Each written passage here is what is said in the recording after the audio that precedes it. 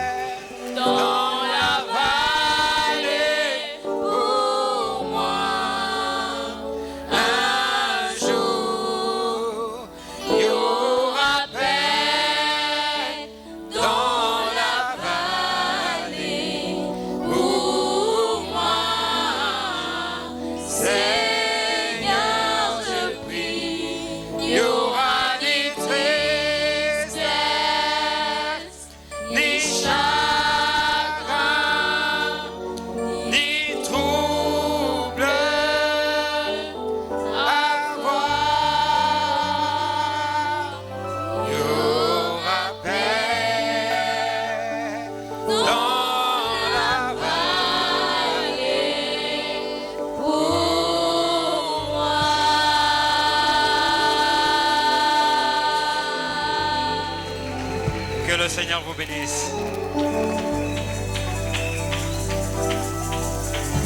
Nous annonçons maintenant le prédicateur de l'école du dimanche qui va vous apporter un serment sous vos acclamations, s'il vous plaît.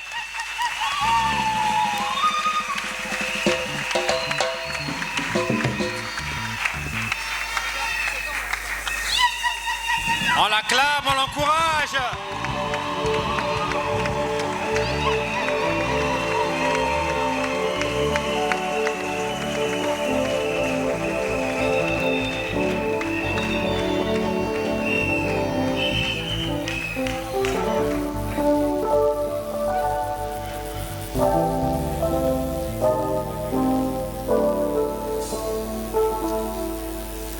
Que le Seigneur Jésus-Christ vous bénisse tous.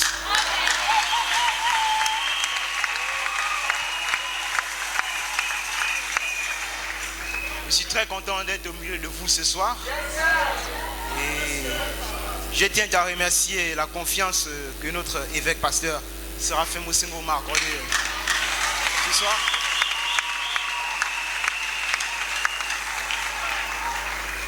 Vous savez, lorsque un prédicateur ou un pasteur vous cède sa chair, c'est comme si vous cédez sa chambre à coucher. Donc vous voyez...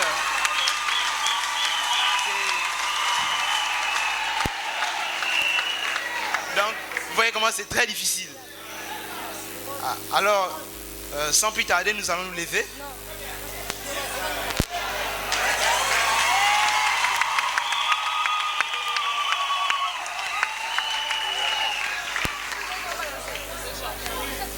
Nous allons lire dans Ésaïe, chapitre 9. Ésaïe 9, verset 5. Car un enfant nous est né, un fils nous est donné, et la domination reposera sur son épaule.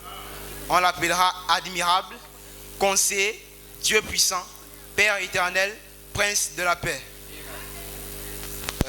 Vous pouvez vous asseoir.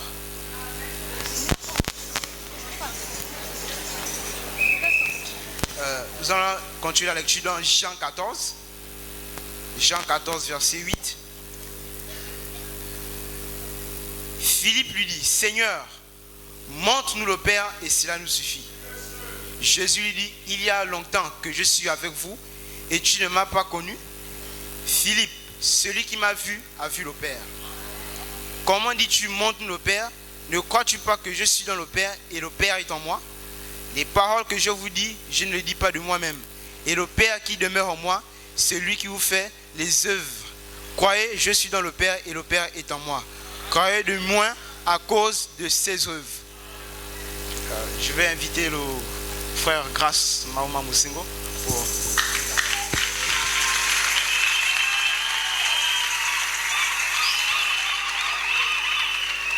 Shalom plein d'évangile. Est-ce que vous êtes dans la joie? Si vous êtes dans la joie, clamez très fort pour Jésus.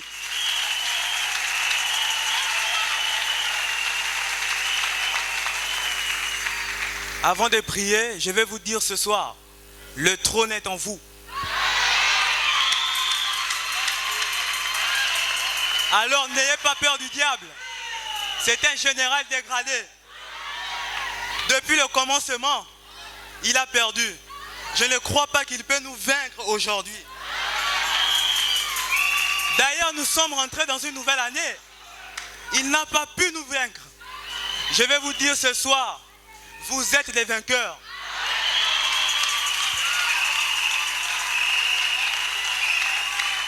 Amen, amen. Nous sommes des vainqueurs, c'est lorsque nous avons Christ en nous. Mais nous sommes plus que vainqueurs, c'est lorsque Christ en nous met le diable KO.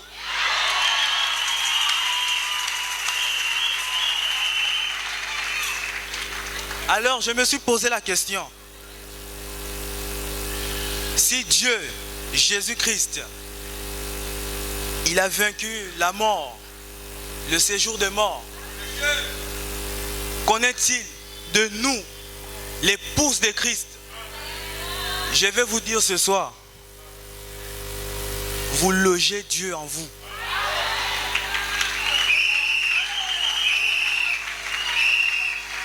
Dieu n'est plus au ciel, hein? Aujourd'hui, il est en vous.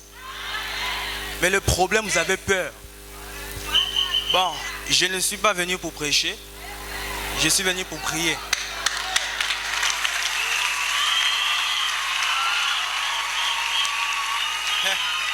Amen.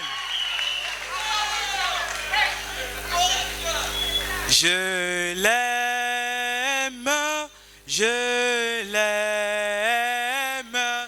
parce qu'il m'aima le premier. Il a acquis mon salut sur le bois du calvaire. Oh oui, moi je l'aime, je l'aime,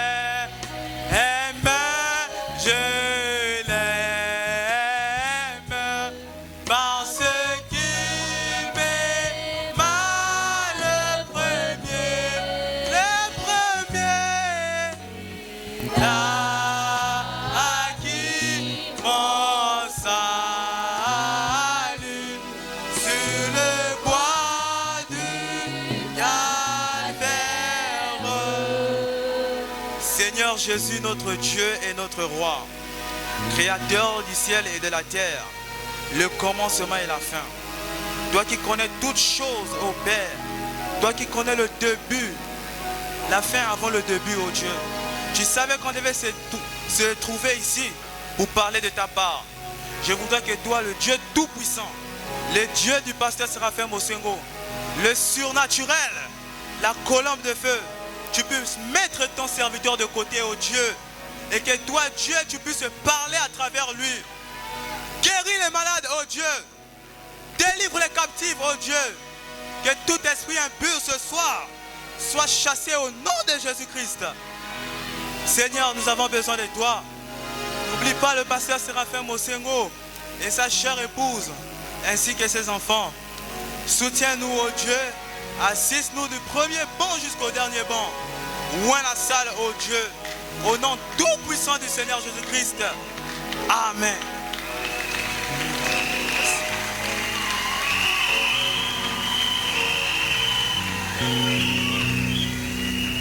Amen, amen.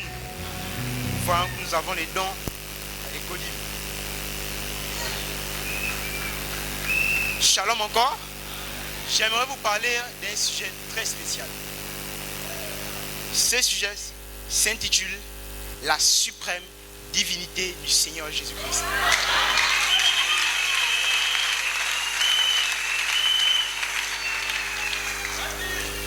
Vous savez, la divinité est quelque chose de très forte et spécial.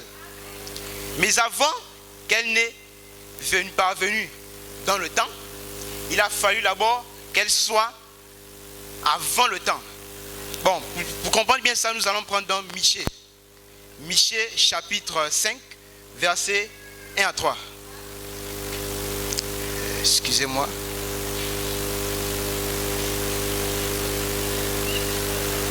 Michée 5, verset 3.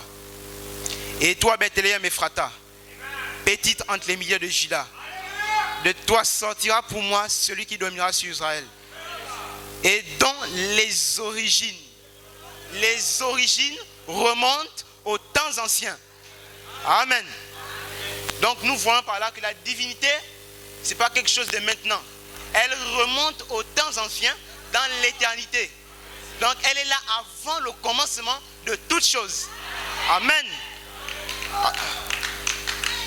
Une acclamation pour le Seigneur Jésus-Christ.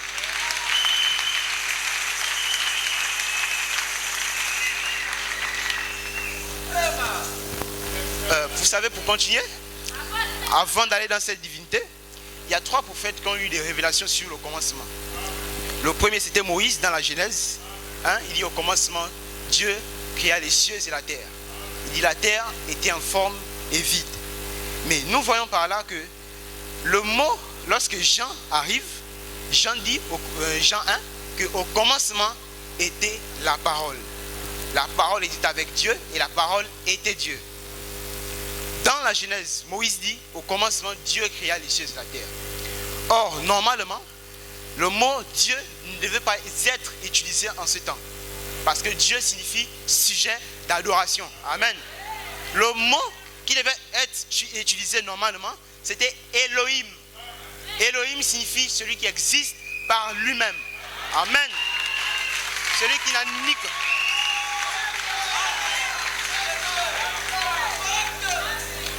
Celui qui existe par lui-même. Il n'a ni commencement ni fin. Donc il est là avant le commencement de toutes choses.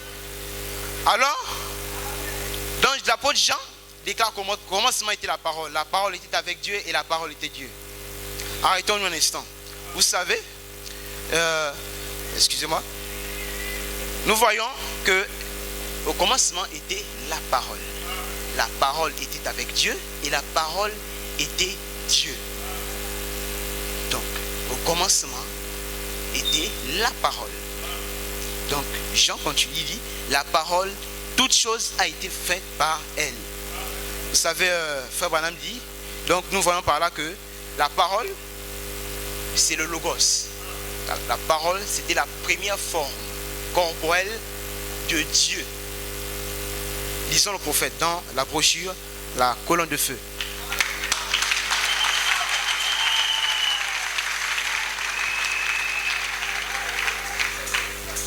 Prêché le 9 mai 1953 à John Sibora en 400 USA. Paragraphe 15.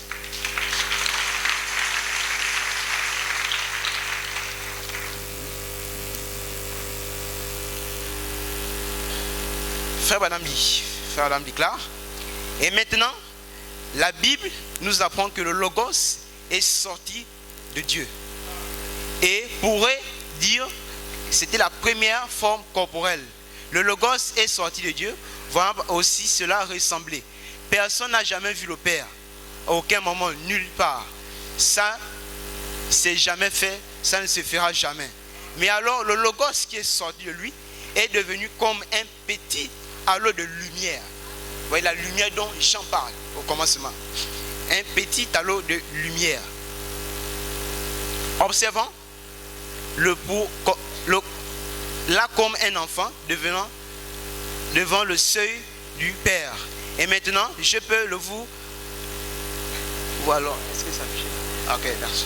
Alors qu'il se déplace ici, excusez-moi, j'ai un peu mal. Il place dans sa mémoire ou sa pensée une image de ce que le monde devait être. Là, il n'y a pas d'étoile ni rien. Donc, au commencement, la lumière que l'on parlait, ce n'était pas une étoile, donc le soleil, mais cette parole, cette lumière, c'était la première forme corporelle de Dieu. Donc, continuons.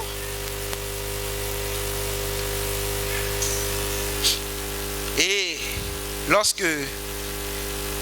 excusez-moi, vous savez, moi j'ai noté, c'est compliqué.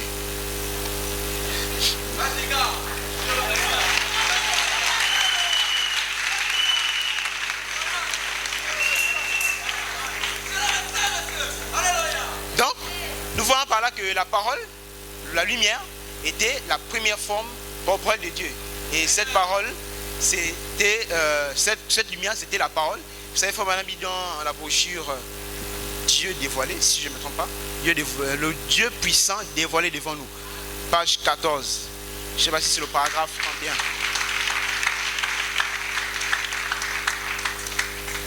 Frère Branham dit, au commencement était la parole était avec Dieu, la parole était Dieu. Et la parole est faite chair. Elle habitait parmi nous et nous l'avons contemplée. Le Fils unique venu au Père, plein de grâce. Donc au commencement, Frère Branham dit, au commencement était la parole. Une parole est une pensée exprimée. Au commencement, il n'était pas Dieu. Or, notre anglais, nous pouvons aussi dire notre français, Dieu signifie objet d'adoration. Comment cela peut jeter la confusion dans l'esprit? On peut faire quelqu'un un Dieu. On peut faire un Dieu de n'importe quoi. Mais dans l'Ancien Testament, la Genèse, au commencement, Dieu, le mot il peut être Elohim, signifie celui qui existe par lui-même. Quelle différence il y a entre le mot Elohim et Dieu? La différence, c'est que Dieu, c'est le sujet d'adoration. Elohim, celui qui existe en lui-même. Pour que Dieu, pour Elohim devienne d'abord Dieu, il fallait qu'il manifeste ces semences qui étaient en lui, pour qu'il soit adoré, Parce qu'au commencement, Elohim n'était pas adoré. Parce qu'il n'y avait aucune personne, aucun ange du ciel pour l'adorer. Amen.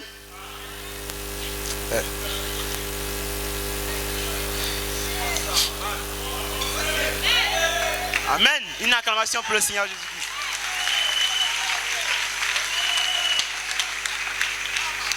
Alors, frère Branham, lorsque lui arrive, vous savez que c'est le messager, c'est notre absolu, la bouche autorisée.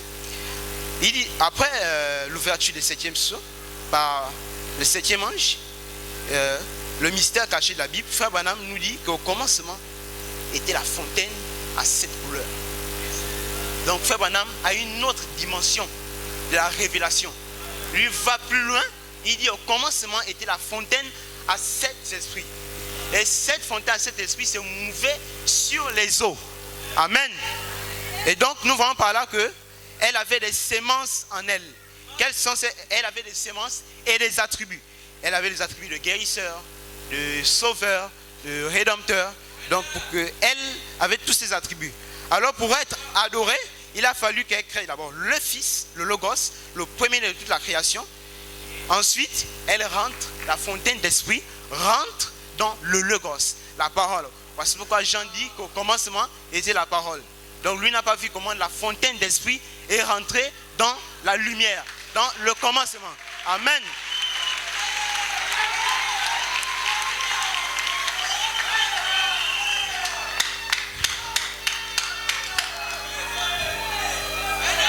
Donc Dieu, dans l'éternité, était la fontaine à 7 couleurs. Ensuite, elle exprime la parole, le Logos, le Fils.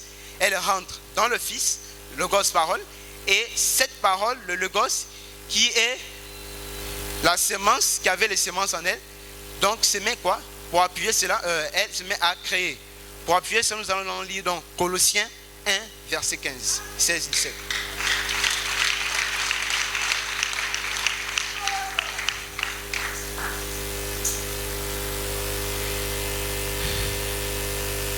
Colossiens 1, verset 17. Commençons à partir du verset 15. Le Fils est à l'image du Dieu invisible, le premier-né de toute la création. Car en lui ont été créées toutes choses qui sont sur la terre, les visibles et les invisibles. Les visibles, ce sont les semences, les arbres, les fruitiers, tout ça là. Mais les invisibles, ce sont les anges, les êtres mystiques au ciel. Parce que, ouais, selon la révélation, Moïse dit, Dieu créa les cieux et la terre. Or, quand nous regardons, il n'y a qu'un seul ciel là. Mais quels sont ces cieux que Moïse parlait? Les cieux, alléluia! Les cieux que Moïse parlait, c'était cette dimension. Amen. Car en lui a été créé toutes les choses, sans les cieux sur la terre, visibles et invisibles. Trône, dignité, autorité, tout est créé par lui et pour lui. Il est avant toute chose et toute chose subsiste en lui. Toute chose subsiste en lui. Il est la tête, le corps de l'église. Il est le commencement, le premier entre les morts, en fait donc le premier en tout. Amen. Donc nous voyons par là, que Paul nous montre que le Fils, par le Fils, toute chose a été créée. Toute chose a subsisté en lui. Retournons un instant, Jean, à partir du verset 5. Il dit, qu'est-ce que Jean dit? Il dit, la lumière va vers les ténèbres. Nous remarquons par là que lorsque la lumière va vers les ténèbres, la lumière n'est plus au ciel. Donc nous rentrons maintenant dans le temps. Amen. Donc elle n'est plus dans l'éternité, mais elle est déjà dans le temps. Verset 11. Donc du verset 5, nous changeons de dimension. Nous sommes plus dans l'éternité, nous sommes déjà dans le temps. Verset 12, mais toute chose a été créée par elle. Il dit, mais à tous ceux qui croient à son nom, elle nous a donné le pouvoir de devenir enfants de Dieu. Donc tous ceux qui croient au nom de ce Fils, le Gosse, la parole, tous ceux qui croient en la parole ont le pouvoir de devenir enfants de Dieu. Amen.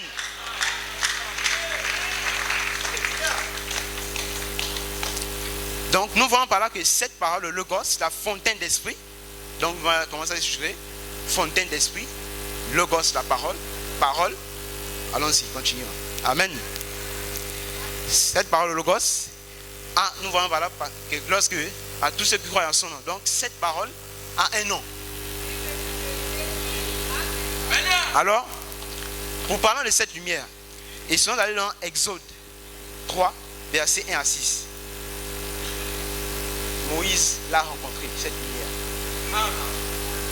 Il l'a rencontré dans le désert, lorsqu'il tentait de perdre le troupeau de Jethro. Vous connaissez tous l'histoire.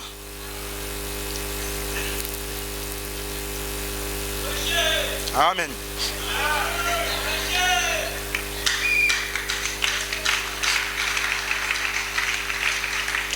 Donc, Exode 3, à partir du verset 2, l'ange de l'Éternel lui apparut dans une flamme de feu, au milieu du puissant ardent.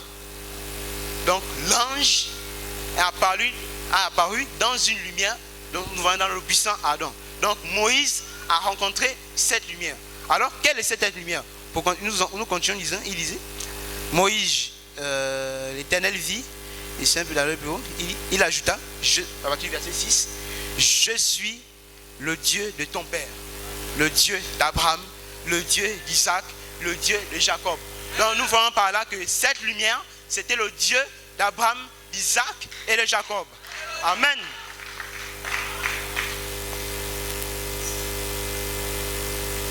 Alors, pour tenter de connaître le nom de cette lumière, allons-y dans les actes des apôtres.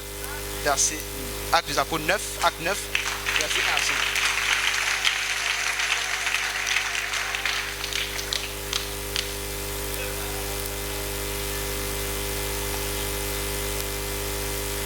Acte 9, verset 1 à 5. Acte 9, verset 1 à 5. Cependant, Saul, donc Paul, respirait encore la menace meurtre contre les disciples du Seigneur Jésus-Christ. Se rendit chez le souverain sacrificateur et lui demanda les lettres pour la synagogue de Damas, afin qu'il trouvait des partisans de la nouvelle doctrine. Hommes ou femmes, il les amenait liés à Jérusalem. Comme il était en chemin et qu'il approchait de Damas, tout à coup, une lumière. Nous voyons encore une lumière qui apparaît à Paul. Cette lumière, c'était la lumière du commencement dont j'en parle. C'est la même lumière que Moïse a rencontrée dans le désert. Alors, il dit, comme chemin, tout à coup, quand une lumière venant du ciel resplendit autour de lui, il tomba par terre et il s'entendit une voix qui disait, Saul, Saul, pourquoi me persécutes? Il répondit, qui es-tu, Seigneur? Le Seigneur dit, je suis Jésus que tu persécutes. Amen. Pour faire une parenthèse, donc nous voyons par là que si vous persécutez un frère ou une soeur qui a Dieu, ça veut dire que vous persécutez Jésus. Amen.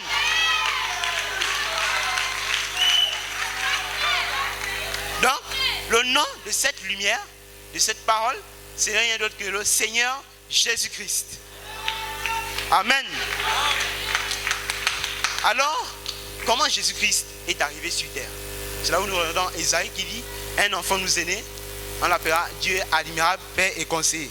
Donc, pour tenter, ça nous allons lire dans l'exposé déjà, page 328. Désolé, j'ai complètement oublié la bouche, excusez-moi. Mais si vous pouvez aller lire à la maison, Frère Branham dit que lorsque l'ange Gabriel apparut à Marie, il dit, je vous salue Marie. Lorsque l'ange a prononcé la parole, cette parole est rentrée dans Marie. Qu'est-ce que cette parole a fait? Elle a cherché un ovule et la parole a fécondé l'ovule. Donc nous voyons par là que Jésus ne vient pas par la voie du péché, mais il vient de la parole. Parce qu'on a dit que cette parole dans Jean s'est faite chair. Amen.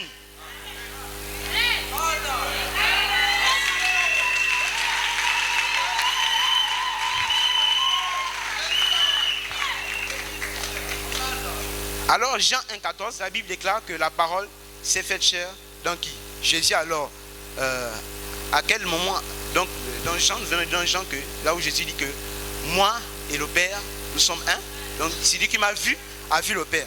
Alors, à quel moment ce Dieu, cette divinité, donc cette lumière rentre dans Jésus? Il rentre dans Jésus dans Nous allons lire dans Matthieu 3, verset 16.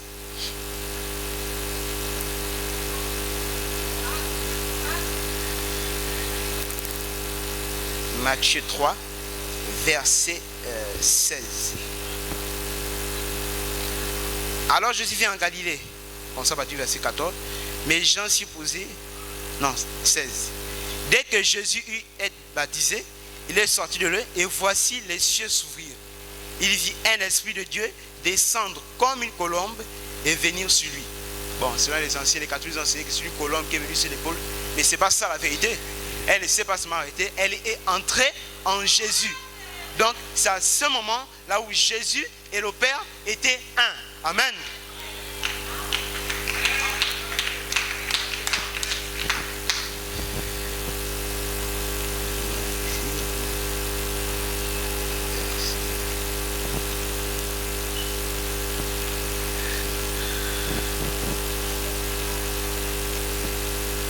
Excusez-moi, vous savez les notes. Donc, alors pour tenter de prouver cela, je vous donne une citation, je vous donne Dieu dévoilé. Là où, page 14, là où Frère Branham dit, on nous un peu plus, ainsi Dieu au commencement était la vie, celui qui est éternel. En lui se trouvaient des attributs. Ces attributs sont devenus des paroles et la parole est devenue chair. Jésus était le Rédempteur. Amen.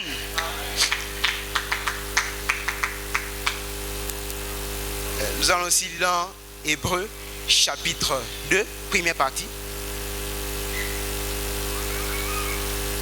Hébreux 2, chapitre 2, première partie. Mais maintenant, paragraphe 8. Mais maintenant, voici Jésus sous forme d'une grande lumière. Maintenant, si vous rappelez au commencement, Jésus était la lumière. Jésus était le Logos qui est sorti de Dieu.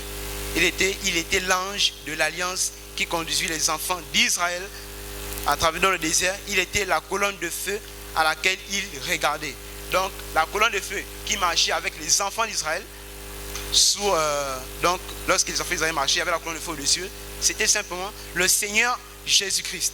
Amen. Et quand il était ici sur la terre, il a dit, je suis venu de Dieu et je retourne à Dieu. Ainsi, de la colonne de feu, il devint un homme.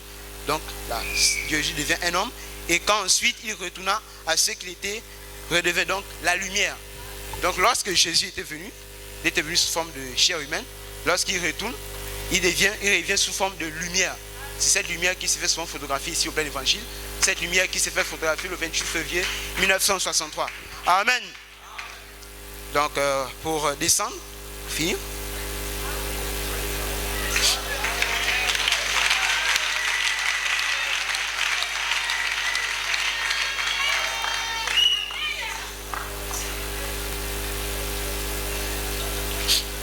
Nous allons lire la brochure La pluie de la première et de l'arrière-saison, paragraphe 14. Jésus était le Fils de Dieu. Comme nous étions en train de parler aujourd'hui, il était le Fils de Dieu autant qu'il était un homme. Donc Jésus est à la fois Fils de Dieu et un homme. À 30 ans, nous n'avons aucun récit de lui faisant quelque chose. À 30 ans, nous n'avons aucun récit faisant quelque chose jusqu'à ce qu'il eût 30 ans. Lorsqu'il fut baptisé dans le Jourdain par Jean, alors le Saint-Esprit est descendu sur lui sans mesure. Et en lui habitait corporellement la plénitude de la divinité. Amen. Il était l'Emmanuel. Emmanuel signifie Dieu avec nous. Dieu était en lui. Pourquoi Dieu était en lui? Parce qu'il était né sans péché et parce qu'il savait comment s'abandonner lui-même à Dieu. Et parce qu'en lui habitait toute la divinité. Amen. Donc, bon, je vais terminer. Dieu a eu 3 pensées. Il avait 3 desseins pour l'homme. Donc, le premier dessein, c'était d'avoir la prééminence sur l'homme. Deuxième dessein, c'était d'identifier à l'homme. Et le troisième dessein, c'était de ramener l'homme à son origine. Alors, comment ramener l'homme à son origine? Pour ramener l'homme à son origine, il devait rentrer dans l'homme. Donc nous voyons par là que la divinité ne s'est pas seulement arrêtée dans Jésus, mais la divinité s'est aussi déversée dans l'épouse. Amen. Alors pour clôturer, nous allons lire Dieu perfectionnant son église. paragraphe 16. La fois suivante que Dieu s'est donc manifesté, c'était dans son Fils Jésus-Christ. Il était donc venu par une naissance virginale. Il est conçu pour une vierge. Ainsi, la divinité elle-même habite dans l'homme qui a reçu le Saint-Esprit. Vous voyez par là que donc, l'homme qui habite le Saint-Esprit a eu la divinité. Amen. Saint-Esprit. Vous êtes un fils, je suis par naissance un Branham, c'est Franck qui le dit, et une partie de monsieur et de madame Branham. Donc, il parle de l'épouse et de l'époux, se trouve en moi. Et si vous devenez un fils ou une fille de Dieu, une partie de la divinité se trouve en vous. Par exemple, voyez-vous comment le diable il dit, oh, vous ne pouvez pas faire ceci. Tout est possible à celui qui croit, peu importe ce qu'il est. Amen. Donc, c'est le diable qui veut souvent nous embrouiller alors que nous avons la divinité en nous. Nous avons le Saint-Esprit. Amen.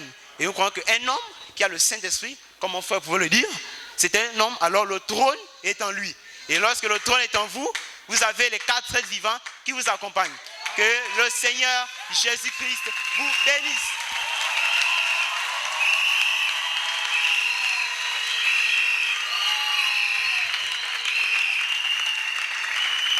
Acclamons très fort le Seigneur.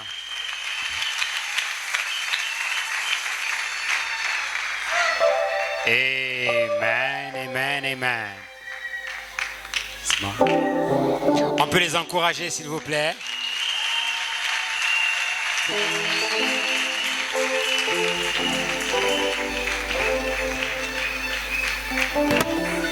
Merci les enfants, une belle acclamation. Le plein évangile de demain, s'il y a un lendemain. Que le Seigneur vous bénisse.